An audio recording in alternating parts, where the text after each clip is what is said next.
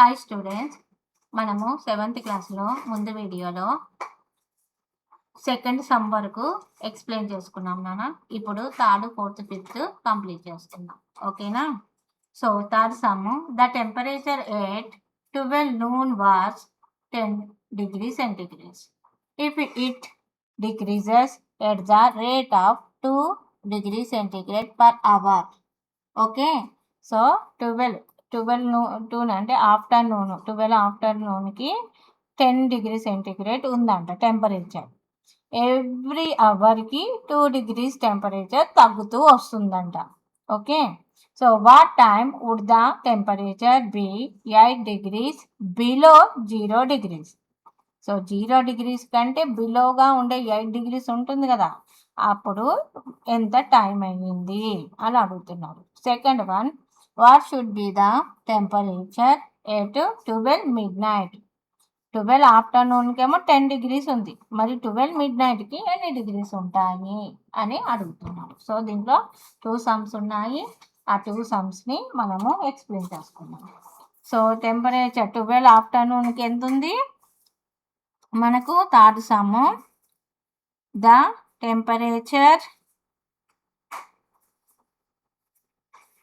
Temperature at 12 noon ఎంత ఉంది నాన్న? 10 degree centigrade. సో డిక్రీజ్ అవుతూ ఉంటుంది కదా. If it decrease at the rate per 1 hour, how much? -2. Okay, 2 degrees decrease అవుతుంది, డిగ్రీ సెంటిగ్రేడ్. సో ఎవ్రీ 2 అవర్స్కి 2 degrees ఎవ్రీ 1 అవర్కి 2 degrees డిక్రీజ్ అవుతుందంట. సో అప్పుడు -8 degree centigrade ఎప్పుడు వస్తుంది అని అడుగుతున్నాను. ఓకే, సో మనకు నెంబర్ లైన్లో కూడా ఫైండ్ అవుట్ చేయొచ్చు, అదే సమ్ లాగా కూడా ఫైండ్ అవుట్ చేయొచ్చు. నేను ఇప్పుడు చూస్తున్నాను. ఫస్ట్ నెంబర్ లైన్లో చెప్తాను. ఆఫ్టర్నూన్ కదా, ఇది 12 o'clock. నెక్స్ట్ 12 ఆఫ్టర్ ఏమొస్తుంది? 1 ఆఫ్టర్ 2, 3, 4, 5, 6, 7, 8, 9, 10, 11, 12 ఇలా వస్తూ ఉంటుంది. ఓకే, నెక్స్ట్ ఇప్పుడు ఏముంది ఇక్కడ? 12 ఆఫ్టర్నూన్ 12కి 10 degrees ఉంది. ఓకే, సో ఇక్కడ డిక్రీజ్ అవుతుంది 1కి, అప్పుడు ఏమవుతుంది? 8 అవుతుంది. మళ్ళీ డిక్రీజ్ అవుతుంది 6 అవుతుంది. మళ్ళీ డిక్రీజ్ అవుతుంది 4 అవుతుంది. నెక్స్ట్ ఇక్కడ 2 అవుతుంది. నెక్స్ట్ ఇక్కడ 0 అవుతుంది. అంటే ఈవినింగ్ 5 o'clockకి 0 degrees వస్తుంది. మళ్ళీ నెక్స్ట్ 6 o'clockకి -2 degrees వస్తుంది. Next -4 degrees, -6 degrees, -8 degrees, -10 degrees, -12 degrees, -14 degrees. ఇప్పుడు అతని క్వశ్చన్ వేసింది ఏంటి? థర్డ్లో -8 degrees ఎప్పుడు వస్తుంది, ఏ టైంలో అన్నాడు. సో ఈ నెంబర్ లైన్లో చెక్ చేస్తే -8 degrees ఎక్కడ ఉంది? ఇగో ఇక్కడ. అంటే 9 o'clockకి -8 degrees అనేది వస్తుంది. నెక్స్ట్ సెకండ్ది 12 midnightలో. 12 midnightలో ఎన్ని డిగ్రీస్ ఉంటుంది? -14 degrees ఉంటుంది. Okay, so this is number లైన్లో మనం దీన్ని ఫైండ్ అవుట్ చేసాం. అదే ఇప్పుడు మనం ఒక మెథడ్లో ఫైండ్ అవుట్ చేద్దాం. ఓకేనా? For the temperature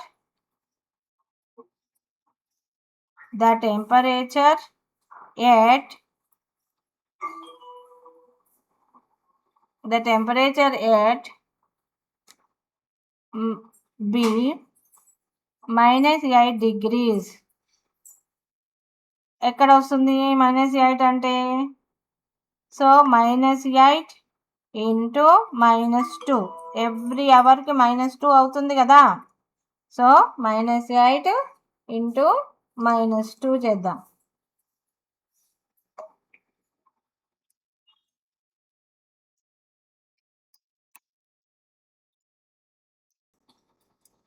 so the temperature at be -8 degreesకి ఎంత ఉంటుంది అని అడుగుతున్నాడు, అంతే కదా. సో అప్పుడు మనం ఏం చేద్దాము, -8 degrees అంటే 12 noonకి ఎంత ఉంది, 10 degrees ఉంది కదా. సో 10 ఇన్ 10 -8 degrees దగ్గర ఎంత రావాలి అంటే -12 -8 degrees. అప్పుడు 10 ప్లస్ ప్లస్ 18 అవుతుంది. ఓకే, సో 18 degrees మనకు ఉండాలి అసలైతే. బట్ దానికి ఎవ్రీ 1 hourకి -2 అవుతుంది కదా. సో అప్పుడు మనకు ఎవ్రీ 2 hours-కి 2 degrees ఇది డిక్రీజ్ అవుతుంది. 18 divided 2 అప్పుడు 9. సో అప్పుడు మనకు 9 hours అయింది అని. సో మనకు నైట్ 9 అయింది అని. Okay, so this is 9. So ఇలా మనము చెక్ చేయొచ్చు. అదే ఇంకోటి ఏమి ఇచ్చాడు, what would be the temperature at 12 midnight. 12 midnightకి ఎంత అయింది టెంపరేచర్ అని అడుగుతున్నాడు, అంతే కదా. సో 12 midnightకి ఎంత ఉంటుంది, 10 2s 20 కదా. 20లో నుంచి సో అప్పుడు మనకు 12 midnight the temperature at be 12 midnight. 12 midnightలో ఎంత ఉంటుంది అప్పుడు. సో మనకు 12 midnightలో రావాలి అంటే ఫస్ట్ మనకు 12 afternoon ఎంత ఉంటుంది, 10 degrees ఉంటుంది. -12 ఇంటూ -2, ఎందుకంటే ఎవ్రీ అవర్కి 2 degrees తగ్గుతుంది కాబట్టి. 10 degrees -12 2s 24. Okay, so 12 2s 24. ఇక్కడ మైనస్ కాదు ప్లస్ తీసుకుందాము, -24 అవుతుంది. సో అప్పుడు ఏం వాల్యూ వస్తుంది, 10 - 24 -14 degrees వస్తుంది. Okay, so this is answer. ఇక్కడ ప్లస్ తీసుకొని ఇక్కడ మైనస్ తీసుకోవచ్చు. So that is -14 degrees temperature ఉంటుంది. ఇలా నెంబర్ లైన్లో మనం ఫైండ్ అవుట్ చేయొచ్చు, లేదా అంటే ఒక స్టెప్స్ వైజ్గా మనము ఇలా ఫైండ్ అవుట్ చేసుకుంటూ వెళ్ళిపోవచ్చు నాన్న. Okay, next 4th sum. In a class test 3 marks are given for every correct answer and -2 marks given for every incorrect answer and no marks for not attempting for questions. So every question attempt చేస్తేనేమో దాంట్లో right ఉంటేనేమో 3 marks, wrong ఉంటే -2, attempt చేయకపోతే అసలు ఏం marks ఉండవు. Radhika scored 20 marks if she has got 12 correct answers. How many questions has she attempted incorrectly? Okay, she attempted incorrectly. So now 4th sum. In a class test, +3 marks are given for every correct answer and -2 marks are given for every incorrect answers. Okay, so దానికి రాధికకి ఎన్ని score వచ్చినాయి, 20 marks వచ్చాయి. And if she got 12 correct answers, how many questions has she attempted incorrectly అని అడుగుతున్నాడు. Okay, so దాంట్లో మనకు 4th-లో 12 marks 12 correct answers రాసిందంట, 20 marks మాత్రమే వచ్చాయంట. సో ఇన్కరెక్ట్ ఎన్ని ఉంటాయి అని అడుగుతున్నాడు. So total number of 4th one, number of questions attempt, how many, 12.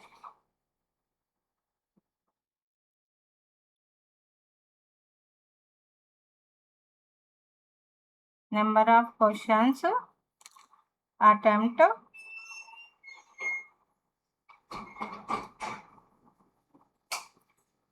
number of questions correct answers, how much, 12. So each దానికి ఎన్ని 3 మార్క్స్ కదా, ఇంటూ 3. 12 3 జా 36. సో ఆమెకి ఎన్ని వచ్చాయి, 36 మార్క్స్ వచ్చాయి. ఓకే, సో 36 రావాలి, కానీ ఆమెకు 20 మార్క్సే వచ్చాయి. So she got the marks. How many? 20. సో 36 minus 20, 16. ఓకే, 16 మార్క్స్ లెస్ అయినాయి. 16 marks less the, okay, less అయ్యాయి. So incorrect answers is equal 16 and incorrect ki divided 2. So 16 lo divided 2 చేస్తే 8. So incorrect answers any 8. That is the first one. Okay, next fourth lone second one. Mohini scores -5 marks in this test. So ఆమెకు -5 marks వచ్చాయి అంట. అంటే 0 మార్కుల కంటే తక్కువగా వచ్చాయి. Through she has got 7 correct answers.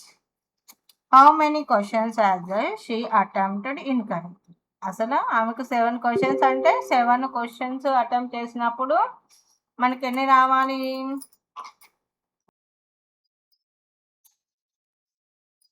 7 3 21 రావాలి, కానీ తనకు -5 మార్క్స్ వచ్చాయంట. ఓకే, సో ఆమె ఎన్ని వచ్చింది? Number of correct answers. How many?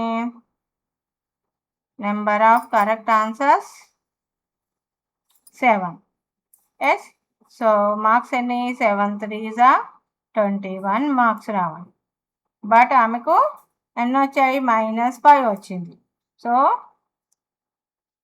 She got the marks. How many? -5. So 7 21 -5 అంటే టోటల్గా 26 మార్క్స్ లెస్ అయినాయి. సో ఇన్కరెక్ట్ ఆన్సర్స్ ఎన్ని ఉంటాయి అప్పుడు? Incorrect answers is equal 26 divided 2. So 2 1 2, 2 3 6. So incorrect answers ఎన్ని? 13. Okay, so this is the answer. Next fifth one. And elevator descends into a mine shift at the rate of 6 meters per minute. If she descent starts from 10 meters above the ground level, how long will it take to reach -350 meters? So electricity ఉంటాయి కదా, ఎగ్జాంపుల్గా అవేంటిది, lifts అన్నట్టు. Lifts ఉంటాయి కదా, so lifts every 1 minute కంటే 6 meters move అవుతుందంట. Okay, but so per మినిట్కి 6 meters move అవుతుందంట. So 10 meters. ఓకే, అది లిఫ్ట్ 10 meters పైన ఉంది. 10 meters మామూలుగా గ్రౌండ్ లెవెల్లో ఉన్నది 0 meters అవుతుంది. బట్ 0 కంటే పై లెవెల్లో 10 meters ఎబోవ్లో ఉంది. Okay, so will it take the reach -350. Ground డౌన్లోకి -350 meters వెళ్ళిందంట. సో అప్పుడు ఎన్ని మినిట్స్ అవుతుంది అని అడుగుతున్నాడు. ఓకే, సో ఇప్పుడు మనకు పర్ మీటర్కి పర్ మినిట్కి ఎన్ని మీటర్స్కి వెళ్తుంది? The mine shift at the rate of 6 meters per minute. Okay, per మినిట్కి 6 మీటర్స్. అది ఎక్కడ ఉంది?